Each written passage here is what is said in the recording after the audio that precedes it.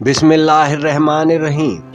नाज़रीन कराम, औलाद आदम का सबसे बड़ा मर्तबा ये रहा कि खालिक कायनात अल्लाह रब्बुल इज़्ज़त ने उन्हें हम कलाम होने का शर्फ बख्शा और औलाद आदम में से चुनीदा अफराद को अपनी पैगंबरी के लिए मखसूस कर लिया ताकि वो तमाम इंसानियत तक अल्लाह का पैगाम पहुंचा दें। अल्लाह रब्बुल इज़्ज़त ने अपने इस अमर के लिए जिन पैगंबरों को चुना उनमें एक जलीलुल कदर नबी हज़रत मूसा अलैहिस्सलाम हैं, जिन्हें बनी इसराइल की हिदायत के लिए उन पर मबूस किया गया था। जब हज़रत मूसा अलैहिस्सलाम को अल्लाह रब्बुल इज़्ज़त ने बतौर पैगंबर चुना और उन पर हक वाज़े किया तो ये एक गैर मामूली वाक़या था। ये वो वाक़या था कि जब आप अलैहिस्सलाम ने कोह तूर पर रब की तजल्ली को देखा। इस वाक़े का जिक्र अल्लाह रब्बुल इज़्ज़त ने कुरान मजीद में कुछ इस तरह से किया। इरशाद बारी ताला है, और जब मूसा पहुंचा हमारे वादे पर और कलाम किया उससे उसके रब ने, तो मूसा बोला, ऐ मेरे रब, तू मुझको दिखा और मैं तुझको देखूं। फरमाया, ऐ मूसा, तू मुझको हरगिज़ ना देख सकेगा, लेकिन तू देखता रह पहाड़ की तरफ। अगर पहाड़ अपनी जगह पर ठहरा रहा तो तू मुझको देख लेगा। और फिर तजल्ली की उसके रब ने पहाड़ की तरफ, तो मूसा बेहोश होकर गिर पड़ा। फिर जब होश में आया तो कहने लगा कि तेरी ज़ात पाक है, मैंने तौबा की तेरी तरफ और सबसे पहले ईमान लाया। नाज़रीन कराम, दरअसल कोह तूर मुल्क मिस्र में मौजूद एक पहाड़ है जहां अल्लाह रब्बुल इज़्ज़त ने हज़रत मूसा अलैहिस्सलाम को अपनी तजल्ली दिखाई थी।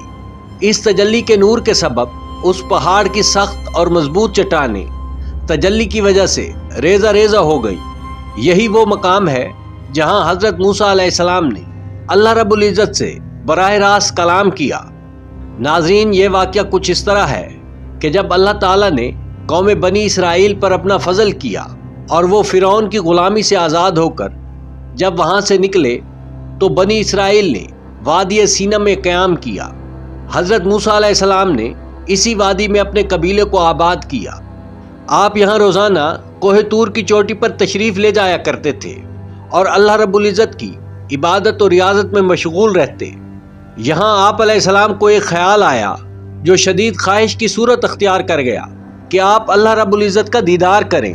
फिर हज़रत मूसा अलैहिस्सलाम ने अल्लाह रब्बुल इज़्ज़त के हुज़ूर अपनी शदीद ख्वाहिश का इजहार किया और इल्तजा की कि ऐ मेरे परवरदिगार, मैं एक बार आपका दीदार करना चाहता हूँ। अल्लाह ताला ने फरमाया कि ऐ मूसा, तू मुझे नहीं देख पाएगा।